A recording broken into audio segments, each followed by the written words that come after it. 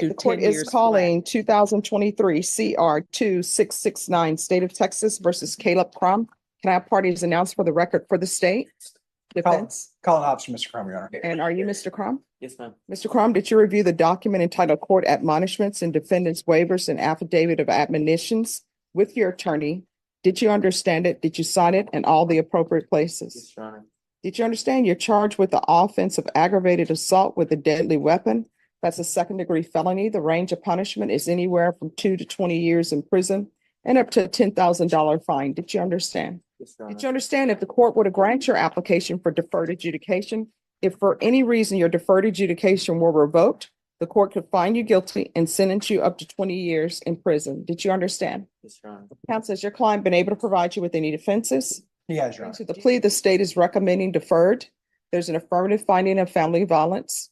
There's to be no contact with Megan Amanda Crum, Cal Casper.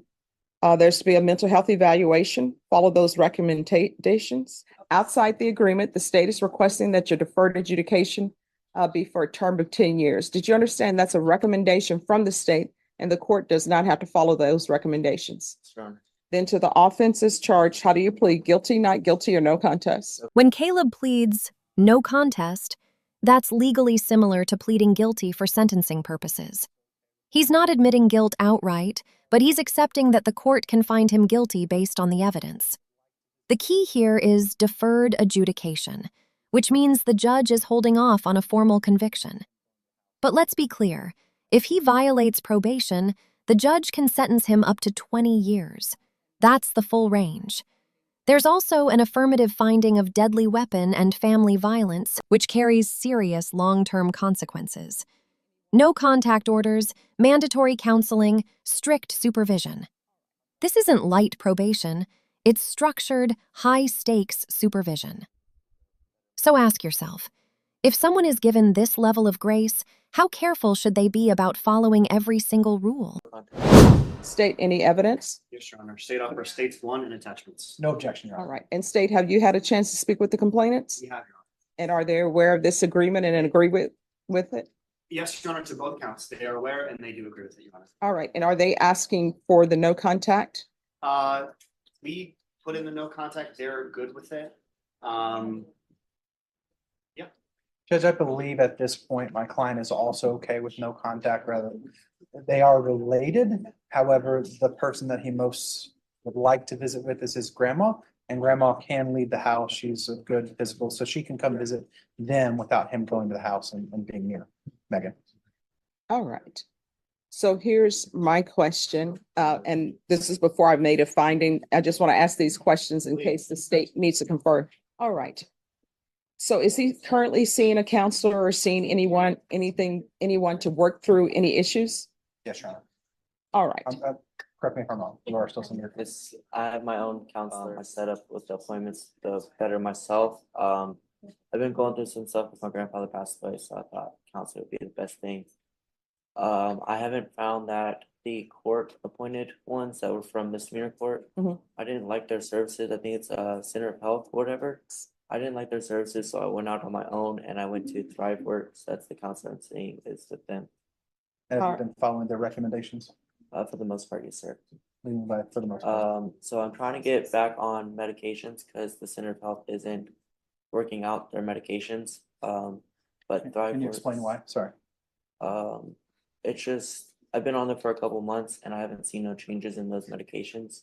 So I am currently trying to find a prescriber that will prescribe something that I'm used to and I know it's working at the time. Well, have you informed Center for Healthcare Services that the medications? And they're not listening to me. They keep trying to upper the dose or lower the dose or some stuff that I know doesn't work. And I keep telling them it's not working for me. I know this isn't going to work. And I keep trying to give them recommendations like, this is what I need. This is what I don't need. And they're not listening to me. So I'm trying to go to the MAC. They help with a lot of assistance, but it's a 6 week wait. So I'm just waiting on to hear back from them and they'll help me with my medications. Everyone, please whisper. So far that's going well. I've been checking in with the MAC and stuff to get the services. But right now I'm just in counseling, taking it day by day. I'm in school and so forth. All right, so here's my question. Does anyone think, with regards to the no contact order, since he's in counseling, is there any benefit to changing that for it to be no in-person contact? Because maybe they want to start with phone calls. If not, just let me know. Is it possible, Your Honor, that we could keep it as a no contact for now, and then if Colin and I confer or things change, we'd be able to approach the court together to maybe make a modification? Yes. Yes, ma'am. Right. Okay. So what is your relationship to Mary Crom? That's my step grandmother. Okay. And that was the person that I was referring to when I said she has the capability of leaving the house to visit him. All right. Does she want to visit him? She does. Okay. That's the only grandma he's known. Okay. She's been in his life his entire life. All right. All right, then it will be 10 years deferred adjudication. There's an affirmative finding of deadly weapon, affirmative finding of family violence. There's to be no contact with Megan Amanda Crom, Cal Casper. Been completed at this time. There's to be regular reporting by Zoom or in person. Regular UAs. So what are you receiving medication for? What's your diagnosis? For my anxiety, my PTSD, my ADHD, my depression, and my autism. All right, so here's the thing. I know you understand and you're saying that Center for Healthcare Services is not listening to you. I understand that. Sometimes doctors don't listen to people. They want to go through their steps that they always go through. But you know you're supposed to be on some form of medication. I know. And you need to be on medication. So it's either going to be medication through Center for Healthcare Services, or either you're going to go through ThriveWorks. But you're going to have to get on your medication, and I'm going to give you 3 weeks. And so it's either going to be probation, it's either going to be Center for Healthcare Services, or either it's going to be ThriveWorks for him to get in compliance. This moment is crucial. The judge isn't just recommending treatment, she's ordering medication compliance as a condition of probation. That means failing to take prescribed meds isn't just a personal health decision anymore. It becomes a legal violation. And notice what she does here. She gives him options. Center for Healthcare Services or ThriveWorks, but he must be under psychiatric supervision and compliant. 3 weeks to fix it. That's structured accountability. The court is clearly signaling that mental health stabilization is non-negotiable. But here's the bigger issue. When someone has diagnoses like PTSD, ADHD, depression, and anxiety, consistency is everything. So the real question becomes, is Caleb struggling with access to care or struggling with discipline? With his medication. So the court is going to order a Center for Healthcare Services referral. If you no longer want to be with them, then you're going to have to get someone else. Okay. Do I have to come back to court, or do I have to just tell my No, probation is going to let you know, and you need to follow those conditions. Do you understand? Yes, sir. So if So- he does find another mental health professional that he would like to see in probation, tells him no, there's nothing prohibiting me. Here's from the coming thing, probation is not going to tell him no. So I'm referring you to Center for Healthcare Services. The probation officer is right to the back. If you turn to the back, there's Miss Abrams and Caroline. I am letting them know that you're being referred to Center for Healthcare Services. If you do not wish to go to Center for Healthcare Services, the other option and what will be acceptable to the court, if you have another provider, and that means a psychiatrist to issue medications. Do you understand? Yes, sir. There's going to be 200 hours of community service restitution. You say you're in school? Yes, ma'am. How many hours are you taking per semester? I don't know what the semester hours is, but I know it's from 6 p.m. to 12 o'clock at night. Okay. And then I'm gonna start back at work, which is gonna be from morning to like 5. All right. There's 200 hours community service restitution. If he provides proof that he is in school full-time, and I know that's at night, but 6 to 6 sounds like some good hours. Each semester that he's in school, states you can deduct 10 hours. Just if he maintains full employment after he graduates, given that he has a young child, that's one of the reasons he's been seeking to better himself, get back in school, get better employment. If he has full-time employment, could we also work out some type of arrangement where that's forgiven over the course of time? Yes. Thank you. Proof of employment within 30 days. There's to be no employment as a home health care provider or with minors.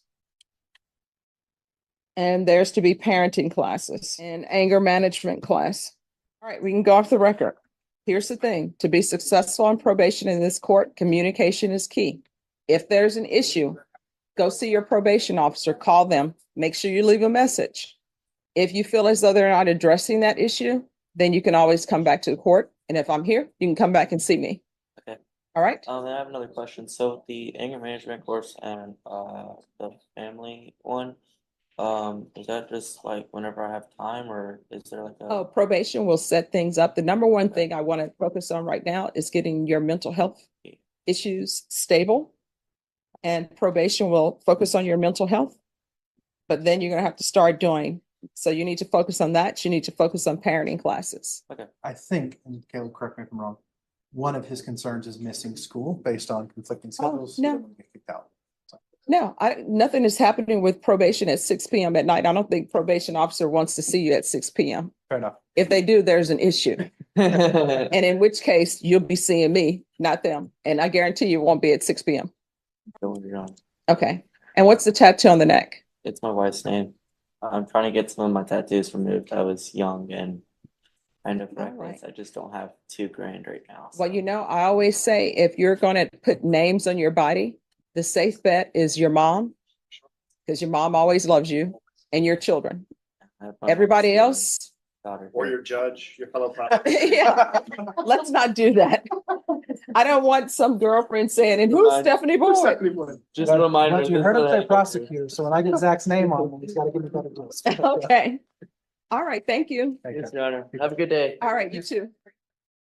No problem. Court is calling 2023 CR 2669 State versus Caleb Crum.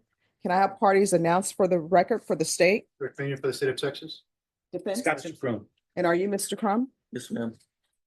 All right, did you review the motion to enter adjudication of guilt, revoke community supervision with your attorney? Did you understand it? Yes, Your Honor. Are you the same Caleb Crum who was placed on deferred adjudication in 2023 CR 2669 for the offense of aggravated assault with a deadly weapon on June 4th, 2024 for a period of 10 years? Is that you? Yes, Your Honor. All right, state. Yes, Your Honor, we're here today on state's motion to enter adjudication of guilt and revoke community supervision. Violation of condition number 30. On or about the 31st day of January 2025 in Bear and or McLennan County, Texas, the defendant, Caleb Crum, did then and there fail to comply with the instructions of Center for Healthcare Services as directed by the head or authorized personnel of that agency, in that the defendant failed to get in compliance with medications in violation of condition number 30. How do you plead to that? True or not true? True. Do you understand by pleading true to violation of condition number 30, the court could find it true, grant the motion, find you guilty, and sentence you up to 20 years in prison and up to a $10,000 fine? Yes, Your Honor. Knowing that, do you still wish to plead true Now to we're at the violation turning of point. condition number 30? Caleb pleads Yes, true to violating condition number 30, failing to comply with medication instructions. And this is where deferred adjudication becomes dangerous territory. Once he pleads true, the judge can revoke and sentence him up to 20 years in prison. The state is recommending 6 years. That's significant. The defense is asking for treatment instead. DDRF, inpatient structure, more supervision. And here's something important. The judge is clearly weighing public safety against rehabilitation. She's asking, is this a prison issue or is this a treatment issue? What would you choose here? If someone is spiraling mentally, do you punish first or treat first? We'll find violation of condition number 30 true. Is there a proposed agreement? There is not, Your Honor. To make its recommendation, I believe the defense will. As well. All right, state, what are your recommendation? Recommendation is for 6 years in the TDP, Your Honor. All right, so you're asking for revocation? Revocation is 6 years. All right, in defense, what are you requesting? Judge, the probation recommendation was not to revoke, but to go to in-state ISF. we understand he needs some type of inpatient treatment. I'm not a huge fan of the ISF. I think the county-run services work better than the state, just from experience. I was asking for the DDRF. His mother is here in the courtroom today. Problem with DDRF is there's a 26-week wait. He still wants to go back to, he was in school at the Texas State Tech College. And so he would like to try to continue with that. I don't think it makes sense to go back to Waco. I think he needs to be with his mom where he has more structure. But he clearly needs more structure. He clearly needs to be, we have a lot of problems with people who have some mental health issues not getting on their beds regularly. And that's an issue. And he understands the seriousness of it. And we're asking it with the court to decide whatever treatment that you think is appropriate.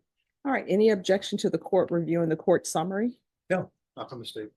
All right, let me find it here. Counsel, did you have a chance to read the notes?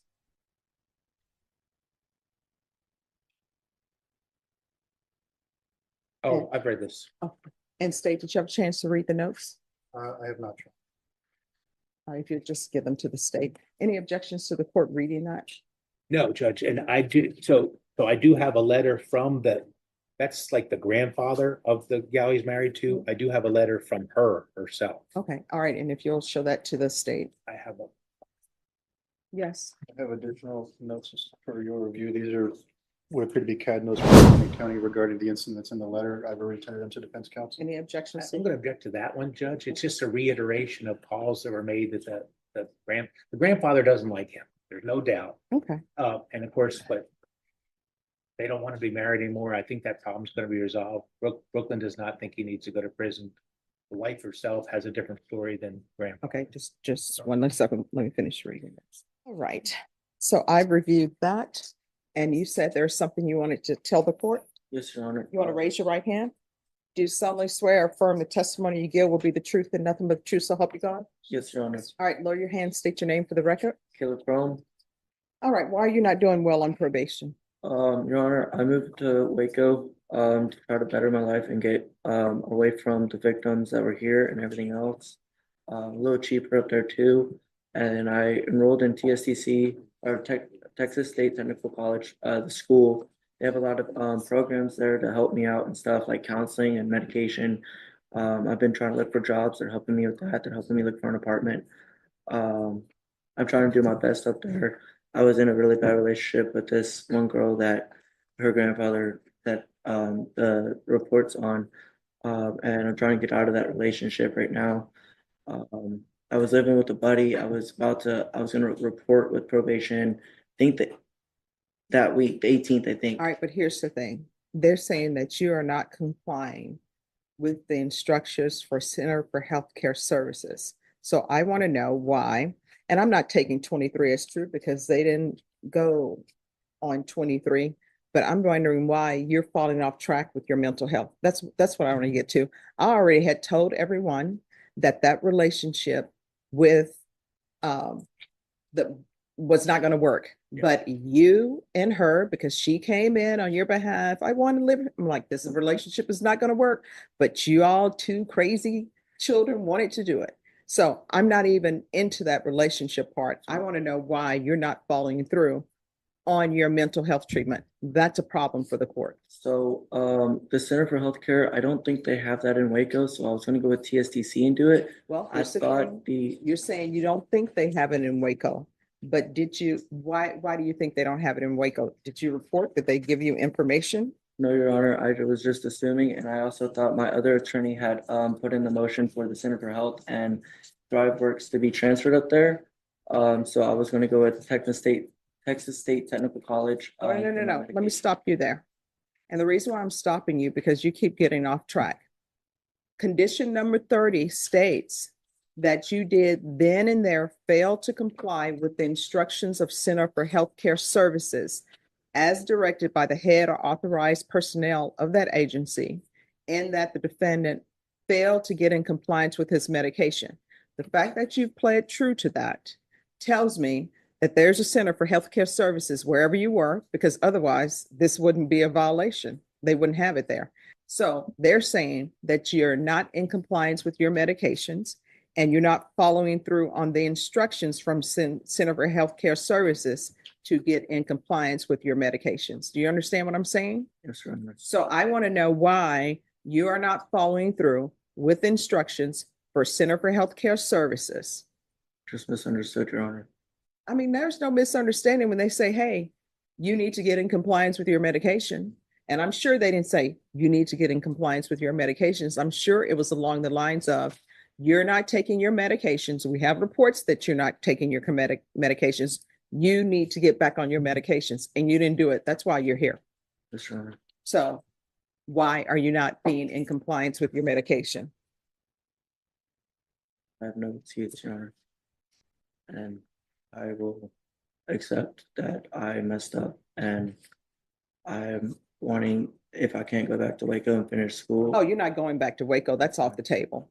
Okay, and I would like to at least stay with my mom then back down here. I have things lined up ready with, All right, let me explain something to you because I'd like for people to know where I am. Number one, if I don't revoke you, you're not leaving custody. You're going straight to DDRF. And DDRF, I know there's a wait time. Now, if you want to discuss that with your attorney, I'm not saying I'm going to do it. I don't know, but those are the only things that I'm considering right now. Either it's going to be revocation or either it's going to be DDRF. So before I even give strong thoughts to DDRF, you may want to talk to your attorney about that because of the wait time. I understand. And there's no need to come back to me saying, oh, the wait is too long. You know, can I do this from the outside? Because the answer is going to be no.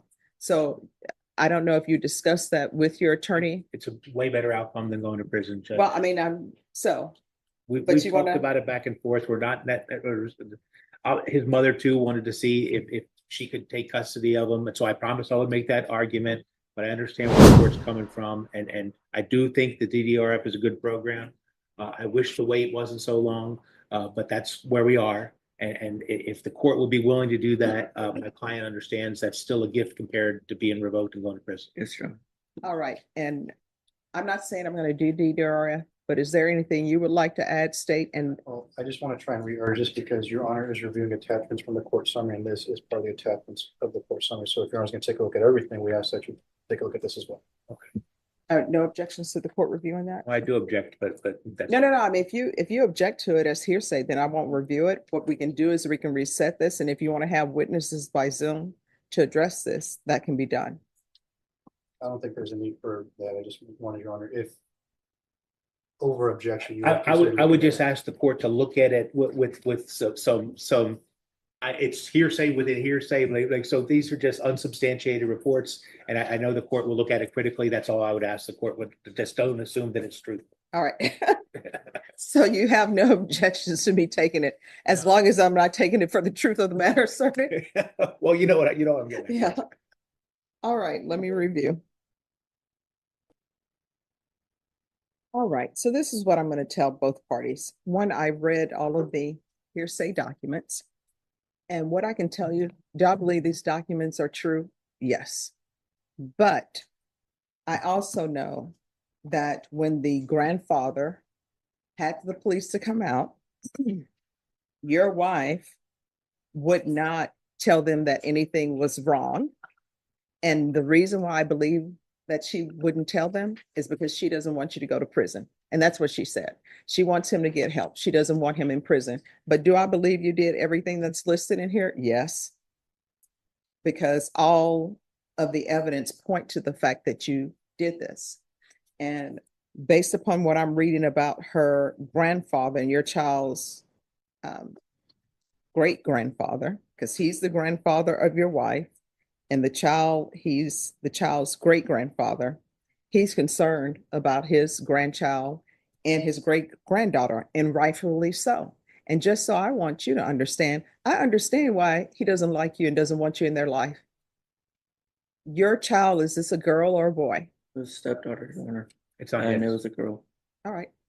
So He doesn't have reason for her to No. be with her. And so here's the thing. I don't know anybody here. Raise your hand if you want your daughter or your granddaughter to be involved with somebody who's on felony probation. I don't know anybody who would be like, oh yeah, sign me up. I want my granddaughter to be with someone who is on probation for aggravated assault with a deadly weapon against a family member. I don't know anybody who wants that. So when people are shocked that a relative doesn't like them, I'm shocked that you're shocked by that. And then you have mental health issues on top of that, and you're not taking care of your mental health issues. And I'm sure you're not bringing in money the way you were supposed to. And he's concerned that you're going to be violent towards his great granddaughter. And I always tell people children have absolutely zero say so in the foolishness that their parents are out here doing. Like the great granddaughter, his great granddaughter, I'm sure she would say, you know, please, I don't want you to be dating Caleb. I don't want Caleb in this household, but she has no say. You understand? Yes, Your Honor. And you've been doing horrible on probation. But I do realize you have mental health issues in state. Let me just explain something. I knew you all want 6 years in prison. He'll be eligible for parole in 3. He's still gonna have the same mental health issues that nobody's going to address. And that's part of the court's issue.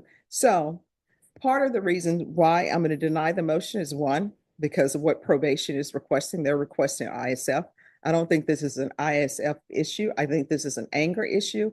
I think this is mental health issue. And I think you're using your mental health issues as a crutch to say, I'm angry because of my mental health issues. I really don't even think that is in any way related to your behavior.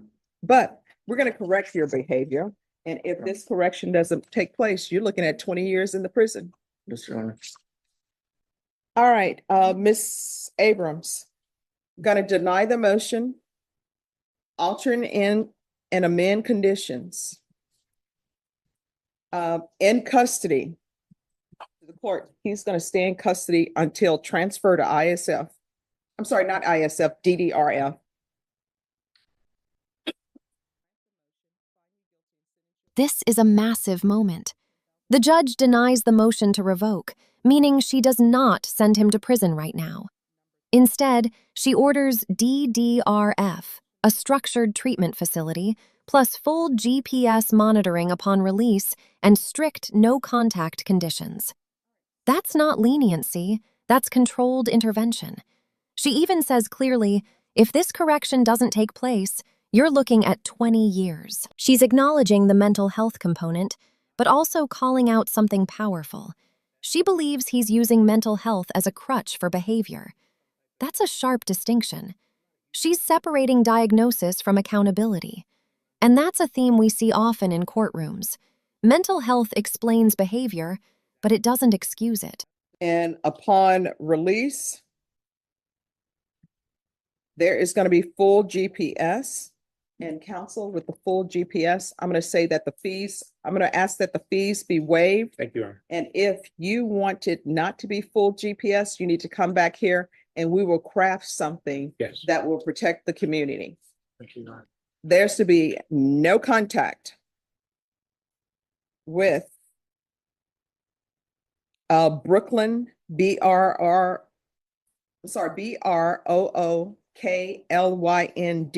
prom. There's to be, do you have any children? Biological children? Well, no. There's to be no contact with minors. Anything else you need from the court to be successful? Not that I know of, Your Honor. All right. thank He's you. got a very supportive mother, Judge. He's really nice. He's not allowed, Mom, he's not allowed in Waco. So, and he is not allowed to have any contact with minors. And he's not going to be, so that means he can't reside in a home where there are minors. Yes, and he's not to have any contact with Brooklyn, his wife. Okay. Your Honor, if I may ask, how long are we gonna plan for DDRF? All right, so see, we can go off the record. Let me just explain something to you, what you don't understand. You were looking at 20 years in prison. And because it's an aggravated assault with a deadly weapon, your attorney will tell you, you would have to do 10 years flat before you're eligible. And he won't That's get out where- when he's first eligible. No, Generally, you're probably serving not. 75% of your time. So here you are, you've just escaped the jaws of the lion. And now you're trying to, oh, how long is DDRF is going to be? Your attorney already told you that. Now, if you would like, because DDRF is going to be a long wait, just let probation know. Don't sign the conditions that I've just set for you. And we will come back quick, fast, and hurry, like today, on another motion to revoke, and I can send you to prison. No problem. I was just wondering for school. Oh, school, you're gonna have to pick that up another year. That's fine. All right, thank Thank you, you. Judge. Thank you. You're welcome. 23 CR 2669, State versus Caleb Crum. Can I have parties announced? Opinion for the state of Texas. Renee Munoz on behalf of Mr. Crum. And are you Mr. Crum? Yeah, yes, ma'am. Did you review the document entitled Motion to Enter Adjudication of Guilt and Revoke Community Supervision with your attorney? Did you understand it? Yes, Your Honor. Are you the same Caleb Crum who's placed on deferred adjudication in 2020 CR 2669 for the offense of aggravated assault with a deadly weapon on June 2024 for a period of 10 years? Is that you? Yes, Your Honor. All right, state. Commissioner, violation of condition number 39. On or about the 19th day of November 2025 in Rusk County, Texas, the defendant, Caleb Crum, should then and there fail to comply with the rules, regulations, or instructions of the state contracted intermediate sanction facility in Henderson, Texas, and that the defendant was unsuccessfully discharged from the treatment program in violation of condition number 39. To that, how do you plead, true or not true? True, Your Honor. All right, did you understand by pleading true to violation of 39, the court could find it true, grant the motion, find you guilty, sentence you up to 20 years in the prison and up to a $10,000 fine? Yes, Your Honor. Knowing that, do you still wish to plead true to violation of condition number 39? Yes, Your Honor. Court will find violation of condition number 39 true. Is there a proposed agreement? There is, Your Honor, that is to grant the state's motion, revoke the defendant's probation, enter the offender defining a deadly weapon, and sentence the defendant to 3 years to ease. Defense, is that the agreement? Yes, it is, Your Honor. All right, are you asking the court to follow that agreement? Are you waiving your right to appeal? Yes, Your Honor. All right, the court will find violation of condition number 35 true. I'm sorry, 39 true, thank you. The court, the motion to revoke. The court will find you guilty. Court will sentence you to 3 years in the prison. And here's where it ultimately lands. After another violation, this time being unsuccessfully discharged from the intermediate sanction facility, Caleb pleads true again. This time there's an agreement. 3 years in prison. The court grants the motion to revoke, enters a conviction for aggravated assault with a deadly weapon, and sentences him to 3 years in TDCJ. Notice the progression: deferred adjudication, violation, treatment opportunity, GPS monitoring, another violation, and finally, prison. The system escalated step by step. The judge gave structure, warnings, and alternatives. But at some point, repeated non-compliance outweighs second chances. This case highlights something important. Probation is not freedom, it's conditional liberty. And when conditions aren't met, consequences follow. If you found this case as shocking as we did, make sure to hit that like button, share your thoughts in the comments,